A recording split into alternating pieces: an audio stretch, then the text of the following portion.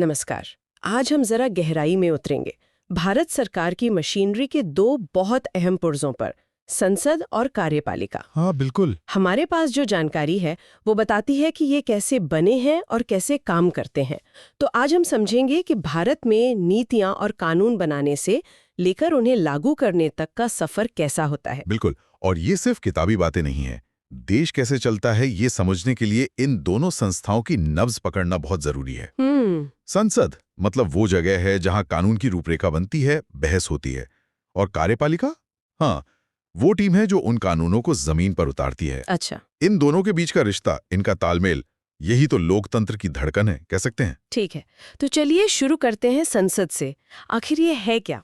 आसान भाषा में कहें तो देश के लिए कानून बनाने वाली सबसे बड़ी पंचायत। हाँ, कह सकते हैं। संविधान में इसे संघ की विधायिका कहा गया है। और दिलचस्प बात यह है कि संसद सिर्फ दो सदनों से ही नहीं बनती, मतलब लोकसभा और राज्यसभा से। अच्छा। इसके तीन हिस्से हैं: राष्ट्रपति, लोकसभा और राज्यसभा। ओ, राष्ट्रपति भी? हाँ, राष्ट्रपति भले ही किसी सदन के सदस्य ना हो, लेकिन उनकी मंजूरी के बिना कोई बिल कानून नहीं बनता। वही सत्र बुलाते हैं, सत्र खत्म करते हैं। तो वो इस पूरी प्रक्रिया का एक अभिन्न हिस्सा है। समझ गए। अब लोकसभा की बात करें, जिसे हाउस ऑफ द पीपल या आम लोगों का सदन कहते हैं। हाँ, नाम से ही जाहिर है, इसके सदस्य सीधे जनता चुनकर भेजती है। और हमारे स्रोतों में इसकी अधिकतम सीटों का जिक्र है, लेकिन हाल ही में एक बदलाव हुआ है ना? वो एंग्लो इंडियन वाला।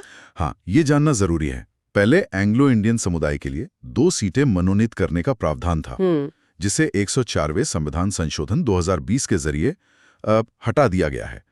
तो अब लोकसभा में मुख्य रूप से राज्यों और केंद्र शासित प्रदेशों से सीधे चुने हुए प्रतिनिधि ही होते हैं। ठीक है। इसका कार्यकाल सामान्य तौर पर 5 साल का होता है। लेकिन हाँ, अगर सरकार सदन का विश्वास खो दे तो इसे पहले भी भंग किया जा सकता है। और सदन के अंदर कार्यवाही को कौन संभालता है? मतलब चेयर कौन करता है? उसके लिए होते हैं अध्यक्ष यानी स्पीकर। सदस्य अपने में से ही किसी एक को स्पीकर चुनते हैं। अच्छा। उनका काम है सदन को नियमों के अनुसार चलाना, बहस का संचालन करना और व्यवस्था बनाए रखना। काफी जिम्मेदारी वाला पद है। फिर आता है दूसरा सदन, राज्यसभा, यानी काउंसिल ऑफ स्टेट्स या राज्यों की परिषद। इसे उच्च सदन भी कहते हैं। सही। और इसकी एक खास बात यह है कि ये कभी भंग नहीं होती, इसीलिए इसे स्थायी सदन कहते हैं। स्थायी सदन मतलब ये हमेशा रहती है? हाँ, इसके सदस्य 6 साल के लिए चुने जाते हैं और हर 2 साल में 1/3 सदस्य रिटायर हो जाते हैं। अच्छा। इससे सदन में अनुभव और नए विचारों का एक तरह से संतुलन बना रहता है। इसमें ज्यादातर सदस्य राज्यों की विधानसभाओं द्वारा चुने जाते हैं, जो राज्यों के हितों का प्रतिनिधित्व करते हैं। और इसमें कुछ सदस्य राष्ट्रपति भी चुनते हैं, आपने बताया था। वो कौन लोग होते हैं? हाँ, 12 सदस्य राष्ट्रपति मनोनीत करते हैं। ये आमतौर पर वो लोग होते हैं जिन्हें कला, साहित्य, विज्ञान या समाज सेवा जैसे क्षेत्रों में विशेष अनुभव या ज्ञान हो।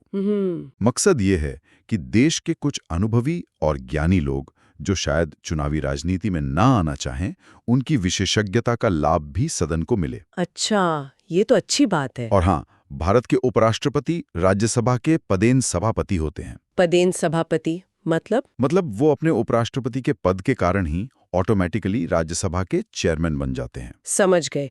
तो ये तो हुई बनावट की बात। हाँ। लेकिन संसद करती क्या है? सिर्फ कानून बनाना ही या और भी कुछ? कानून बनाना या उनमें बदलाव करना, जिसे विधायी कार्य कहते हैं, वो तो सबसे मुख्य काम है ही। लेकिन इसके अलावा भी बहुत कुछ है। जैसे? सोचिए, सरकार जो भी पैसा खर्च करती है या टैक्स लगाती है, उसकी मंजूरी संसद से लेनी पड़ती है। इसे वित्तीय कार्य कहते हैं। ओ, यानी बजट पास करना। हाँ, बजट पास करना इसी का हिस्सा है। बिना संसद की इजाजत के सरकार 1 रुपया भी खर्च नहीं कर सकती। ये एक तरह से पावर ऑफ द पर्स कहलाता है, जो इसे बहुत शक्तिशाली बनाता है। ये तो बहुत बड़ी शक्ति है। और सरकार पर लगाम भी तो रखती है। हमने सुना है मंत्रियों से सवाल पूछे जाते हैं, बहस होती है। बिल्कुल, ये बेहद जरूरी काम है, कार्यपालिका पर नजर रखना या उस पर नियंत्रण। खासकर लोकसभा, हाँ। जहां सरकार बहुमत पर टिकी होती है, वो सरकार के कामकाज की कड़ी निगरानी करती है। सदस्य मंत्रियों से उनके विभागों के बारे में तीखे सवाल पूछ सकते हैं, प्रश्नकाल में। प्रश्नकाल, हाँ, सुना इसके बारे में। किसी मुद्दे पर सरकार की नीतियों की आलोचना कर सकते हैं, प्रस्ताव ला सकते हैं। यहाँ तक कि अगर लोकसभा सरकार के खिलाफ अविश्वास प्रस्ताव पास कर दे तो पूरी सरकार को इस्तीफा देना पड़ता है। अरे बाप रे। हाँ, ये जवाबदेही तय करने का सबसे बड़ा हथियार है। तो कानून बनाना, पैसे का हिसाब रखना, सरकार पर नजर रखना और भी कुछ? हाँ, संविधान में संशोधन करने की शक्ति भी संसद के पास ही है, हालांकि उसकी प्रक्रिया काफी सख्त है। अच्छा। और राष्ट्रपति, उपराष्ट्रपति के चुनाव में भी संसद के सदस्य हिस्सा लेते हैं, तो इसके चुनावी कार्य भी हैं। संसद की बैठकों के बारे में भी कुछ बताएं। ये कब कब होती हैं और वो प्रश्नकाल, शून्यकाल क्या चीज है जिसके बारे में अक्सर टीवी पे हंगामा दिखता है? नियम यह है कि 2 सत्रों के बीच 6 महीने से ज्यादा गैप नहीं होना चाहिए, पर आमतौर पर साल में 3 सत्र होते हैं। बजट सत्र जो फरवरी-मई के आसपास होता है, हाँ। फिर मानसून सत्र जुलाई-सितंबर में और शीतकालीन सत्र नवंबर-दिसंबर में। ठीक है। इन्हीं सत्रों के दौरान रोजाना की कार्यवाही होती है। प्रश्नकाल यानी क्वेश्चन आवर अक्सर सदन की बैठक का पहला घंटा होता है। इस 1 घंटे में सांसद मंत्रियों से उनके काम से जुड़े सवाल पूछते हैं। ये सरकार की जवाबदेही सुनिश्चित करने का एक सीधा और रोजमर्रा का तरीका है। और शून्यकाल? इसका नाम बड़ा अजीब है। शून्यकाल यानी 0 आवर प्रश्नकाल के ठीक बाद शुरू होता है। ये भारत की अपनी संसदीय खोज है, मतलब नियमों में इसका बहुत ज्यादा ब्यौरा नहीं है। अच्छा। इसमें सदस्य बिना ज्यादा पूर्व सूचना के बहुत जरूरी और ताजा मुद्दे उठा सकते हैं। कभी-कभी ये थोड़ा अव्यवस्थित लग सकता है, लेकिन ये सदस्यों को अचानक उभरे महत्वपूर्ण मसलों पर तुरंत सदन का ध्यान खींचने का मौका देता है। अच्छा, मतलब अर्जेंट मुद्दे उठाने के लिए। हाँ, एक तरह से। चलिए, अब आते हैं संसद के सबसे चर्चित काम पर, कानून बनाने की प्रक्रिया। ये बिल से एक्ट बनने का सफर कैसे तय होता है? देखिए, ये एक चरणबद्ध प्रक्रिया है, ताकि हर पहलू पर ठीक से विचार हो सके। पहले कानून का एक मसौदा बनता है, जिसे विधेयक या बिल कहते हैं। ठीक है। कोई मंत्री इसे लाए तो सरकारी बिल, कोई और सांसद लाए तो प्राइवेट मेंबर बिल। फिर इसे किसी एक सदन में पेश किया जाता है। इसे कहते हैं पहली रीडिंग। इसमें बस बिल का परिचय दिया जाता है। इसके बाद क्या होता है? क्या सीधे वोटिंग हो जाती है? नहीं। इसके बाद सबसे अहम चरण आता है दूसरी रीडिंग। इसमें बिल के सिद्धांतों और प्रावधानों पर विस्तार से बहस होती है। बिल को अक्सर संसदीय समितियों के पास भेजा जाता है। संसदीय समितियां? ये क्या होती हैं? ये समितियां छोटे ग्रुप्स की तरह होती हैं, जिनमें अलग-अलग पार्टियों के सांसद होते हैं। वो बिल की बारीकी से जांच करती हैं, विशेषज्ञों से राय लेती हैं और फिर अपनी रिपोर्ट सदन को देती हैं। ये जांच पड़ताल बहुत महत्वपूर्ण है। समिति की रिपोर्ट आने के बाद सदन में बिल के एक-एक क्लॉज पर, मतलब हर हिस्से पर, चर्चा और वोटिंग होती है। यानी काफी छानबीन होती है। और फिर आखिर में आती है तीसरी रीडिंग। इस स्टेज पर ज्यादातर बहस इस पर होती है कि बिल को मौजूदा रूप में पास किया जाए या नहीं। अगर सदन बहुमत से इसे पास कर देता है तो इसे दूसरे सदन में भेजा जाता है। अच्छा, फिर दूसरे हाउस में भी यही सब? हाँ, वहां भी कमोबेश यही प्रक्रिया दोहराई जाती है। पहली रीडिंग, दूसरी रीडिंग, बहस, वोटिंग। और अगर दूसरा सदन भी पास कर दे? अगर दूसरा सदन भी इसे पास कर देता है, चाहे बिना किसी बदलाव के या ऐसे बदलावों के साथ जिनसे पहला सदन सहमत हो, तब बिल जाता है राष्ट्रपति के पास। और फिर राष्ट्रपति की सहमति मिलते ही वो बिल अधिनियम यानी कानून, एक्ट बन जाता है और सरकारी गजट में प्रकाशित हो जाता है। लेकिन क्या हो अगर दोनों सदनों में ठन जाए? मान लीजिए लोकसभा ने पास किया पर राज्यसभा ने रोक दिया, या कुछ ऐसे बदलाव सुझाए जो लोकसभा को मंजूर नहीं? हाँ, ऐसा हो सकता है और होता भी है। अगर दोनों सदनों के बीच किसी बिल पर असहमति खत्म नहीं होती, धन विधेयक को छोड़कर, तो संविधान में इसका रास्ता बताया गया है। क्या रास्ता है? राष्ट्रपति दोनों सदनों की एक संयुक्त बैठक, मतलब जॉइंट सिटिंग बुला सकते हैं। अच्छा, दोनों साथ बैठते? हाँ, और इसकी अध्यक्षता लोकसभा के स्पीकर करते हैं।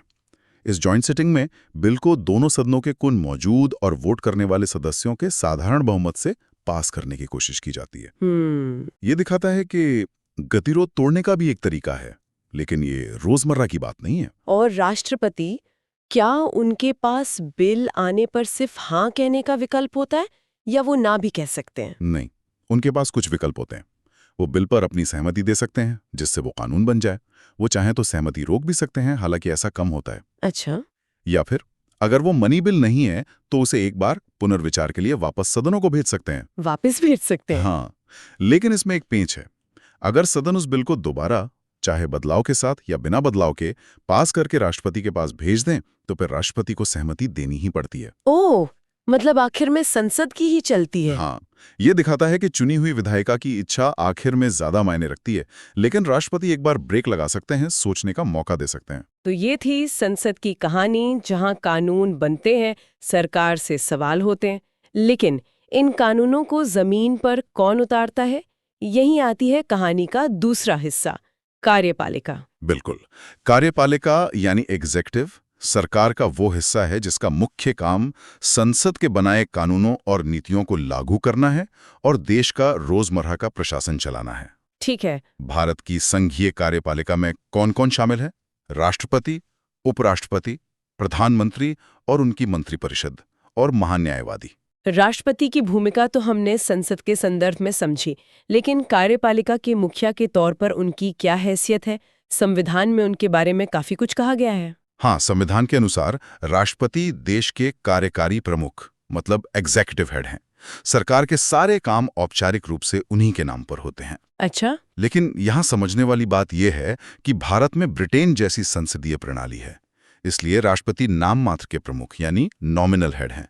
नाम मात्र के मतलब असली पावर कहीं और है। हाँ, असली कार्यकारी शक्ति प्रधानमंत्री और उनकी मंत्रिपरिषद के हाथ में होती है, जो लोकसभा के प्रति जवाबदेह होते हैं। राष्ट्रपति ज्यादातर काम मंत्रिपरिषद की सलाह पर करते हैं। राष्ट्रपति का चुनाव भी तो सीधा नहीं होता है ना? जनता नहीं चुनती। सही कहा आपने, जनता सीधे राष्ट्रपति को नहीं चुनती। उनका चुनाव एक निर्वाचक मंडल, एक इलेक्टोरल कॉलेज करता है। उसमें कौन कौन होते हैं? इस मंडल में होते हैं संसद के दोनों सदनों, लोकसभा और राज्यसभा के चुने हुए सदस्य। हाँ, और राज्यों की विधानसभाओं के भी चुने हुए सदस्य। ध्यान देने वाली बात है, मनोनीत सदस्य जैसे राज्यसभा के 12 सदस्य और विधान परिषदों के सदस्य इस चुनाव में वोट नहीं डालते। अच्छा, ये महत्वपूर्ण है। और कार्यकाल? कार्यकाल 5 साल का होता है और कोई व्यक्ति दोबारा भी चुना जा सकता है। योग्यता में भारत का नागरिक होना, कम से कम 35 साल की उम्र, लोकसभा सदस्य बनने की योग्यता रखना और किसी लाभ के पद पर न होना शामिल है। और शपथ? उन्हें शपथ भारत के मुख्य न्यायाधीश दिलाते हैं। राष्ट्रपति की शक्तियों की बात करें तो वो काफी विस्तृत लगती हैं। Executive powers, legislative powers. हाँ, एग्जीक्यूटिव पावर्स में प्रधानमंत्री, मंत्री, राज्यपाल, जज, अटॉर्नी जनरल वगैरह की नियुक्ति शामिल है। लेजिस्लेटिव पावर्स में संसद सत्र बुलाना, खत्म करना, लोकसभा भंग करना और अध्यादेश जारी करना शामिल है। अध्यादेश, ये क्या होता है? अध्यादेश मतलब ऑर्डिनेंस। जब संसद सत्र में न हो और किसी कानून की तुरंत जरूरत हो तो राष्ट्रपति एक अस्थायी कानून जारी कर सकते हैं। अच्छा, अस्थायी। हाँ, जिसे 6 महीने के अंदर संसद से पास कराना होता है, वरना वो खत्म हो जाता है। ये अनुच्छेद 123 के तहत एक महत्वपूर्ण शक्ति है। और उनकी न्यायिक, सैन्य और आपातकालीन शक्तियां भी तो हैं? जी हाँ, न्यायिक शक्ति के तहत वो किसी सजा पाए व्यक्ति की सजा माफ कर सकते हैं या कम कर सकते हैं। सैन्य शक्ति के तौर पर वो तीनों सेनाओं के सुप्रीम कमांडर होते हैं। और आपातकालीन शक्तियां बहुत महत्वपूर्ण हैं। वो राष्ट्रीय आपातकाल, राज्यों में राष्ट्रपति शासन या वित्तीय आपातकाल की घोषणा कर सकते हैं। हालांकि ये भी मंत्रिपरिषद की सलाह पर ही होता है। क्या उन्हें पद से हटाया भी जा सकता है अगर वो कुछ गलत करें? हाँ, अगर वो संविधान का उल्लंघन करते हैं तो संसद महाभियोग यानी इम्पीचमेंट की प्रक्रिया से उन्हें हटा सकती है।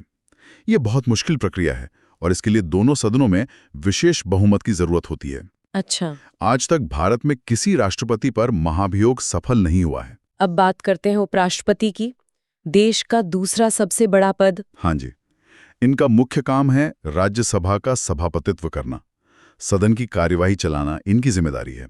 अच्छा, ये राज्यसभा के चेयरमैन होते हैं? बिल्कुल। इसके अलावा अगर राष्ट्रपति का पद किसी वजह से खाली हो जाए, जैसे मृत्यु या इस्तीफे से, तो नए राष्ट्रपति के चुने जाने तक ये कार्यवाहक राष्ट्रपति का काम करते हैं। और इनका चुनाव? संसद के दोनों सदनों के सभी सदस्य मतलब चुने हुए और मनोनीत दोनों मिलकर करते हैं। कार्यकाल इनका भी 5 साल का होता है। और अब आते हैं सत्ता के असली केंद्र पर, प्रधानमंत्री, जिनके इर्द गिर्द ही अक्सर पूरी राजनीति घूमती दिखती है। इन्हें रियल एग्जीक्यूटिव हेड कहा जाता है। बिल्कुल सही। संसदीय व्यवस्था में प्रधानमंत्री ही सरकार के वास्तविक प्रमुख होते हैं। राष्ट्रपति लोकसभा में बहुमत दल के नेता को प्रधानमंत्री नियुक्त करते हैं। ठीक है। प्रधानमंत्री अपनी मंत्रिपरिषद चुनते हैं, मंत्रालयों का बंटवारा करते हैं, कैबिनेट की बैठकों की अध्यक्षता करते हैं और सरकार की नीतियों की दिशा तय करते हैं। वो राष्ट्रपति और मंत्रिपरिषद के बीच की मुख्य कड़ी होते हैं। देश और सरकार के मुखिया असल में वही होते हैं। और उनकी मदद के लिए होती है पूरी मंत्रियों की टीम, मंत्रिपरिषद। हाँ, जिसे काउंसिल ऑफ मिनिस्टर्स कहते हैं। इसमें 3 तरह के मंत्री होते हैं। कैबिनेट मंत्री, जो सबसे महत्वपूर्ण मंत्रालयों के प्रमुख होते हैं और नीतिगत फैसले लेते हैं। ग्रुप कैबिनेट होता है। और ये पूरी टीम किसके प्रति जवाबदेह होती है? मतलब इनकी जिम्मेदारी किसकी तरफ होती है? यही संसदीय प्रणाली का सार है। पूरी मंत्रिपरिषद सामूहिक रूप से लोकसभा के प्रति उत्तरदायी होती है। सामूहिक रूप से? हाँ, इसका मतलब है कि सिर्फ एक मंत्री की गलती नहीं, बल्कि सरकार की किसी भी बड़ी नीति या फैसले के लिए पूरी मंत्रिपरिषद जिम्मेदार है। अगर लोकसभा सरकार के खिलाफ अविश्वास प्रस्ताव पास कर दे तो प्रधानमंत्री समेत पूरी मंत्रिपरिषद को इस्तीफा देना पड़ता है। ये सामूहिक जिम्मेदारी या कलेक्टिव रिस्पॉन्सिबिलिटी का सिद्धांत है। अच्छा, मतलब सब साथ तैरते हैं या साथ डूबते हैं? बिल्कुल, यही बात है। कार्यपालिका में एक और अहम पद है, महान्यायवादी या अटॉर्नी जनरल। ये कौन है और इनका क्या काम है? ये भारत सरकार के सबसे बड़े कानूनी सलाहकार होते हैं। समझिए, सरकार के वकील। सरकार के वकील? हाँ, राष्ट्रपति ऐसे व्यक्ति को नियुक्त करते हैं जो सुप्रीम कोर्ट का जज बनने की योग्यता रखता हो। इनका काम सरकार को कानूनी मामलों पर सलाह देना, कोर्ट में सरकार का पक्ष रखना और राष्ट्रपति द्वारा सौंपे गए अन्य कानूनी काम करना है। क्या ये संसद में बैठ सकते हैं? इन्हें संसद की कार्यवाही में बोलने और हिस्सा लेने का अधिकार तो है, लेकिन वोट देने का नहीं। अच्छा। इनका कार्यकाल निश्चित नहीं होता। ये राष्ट्रपति की मर्जी तक पद पर रहते हैं। तो हमने संसद और कार्यपालिका दोनों की संरचना और काम को समझा। एक तरफ है संसद, लोकसभा, राज्यसभा, राष्ट्रपति को मिलाकर, जिसका काम है कानून बनाना, बहस करना, सरकार पर नजर रखना। हाँ। दूसरी तरफ है कार्यपालिका, जिसमें राष्ट्रपति, उपराष्ट्रपति, प्रधानमंत्री, मंत्रिपरिषद, महान्यायवादी आते हैं, जिसका काम है उन कानूनों को लागू करना, देश चलाना। बिल्कुल। संक्षेप में कहें तो संसद बहस और विधान का मंच है जो कार्यपालिका पर निगरानी रखती है। कार्यपालिका, जिसका असली चेहरा प्रधानमंत्री और उनकी टीम है, वो शासन चलाती है। और राष्ट्रपति संवैधानिक प्रमुख के तौर पर व्यवस्था को स्थिरता देते हैं और संतुलन बनाए रखते हैं। ये शक्तियों के बंटवारे और एक दूसरे पर नियंत्रण, मतलब चेक्स एंड बैलेंसेस का एक जटिल लेकिन खूबसूरत सिस्टम है जो लोकतंत्र को चलायमान रखता है। यहाँ एक सवाल मन में आता है। भारत जैसा देश, इतनी विविधता, इतने सारे लोग, अलग अलग जरूरतें, क्या हमारी ये संसदीय और कार्यपालिका की व्यवस्था सभी की आवाज को सही जगह देने, मतलब रिप्रेजेंटेशन, और तेजी से जरूरी फैसले लेने यानी डिसाइसिव एक्शन के बीच सही तालमेल बैठा पाती है? ये वाकई एक बड़ा सवाल है। इस सवाल पर आप भी सोचिएगा।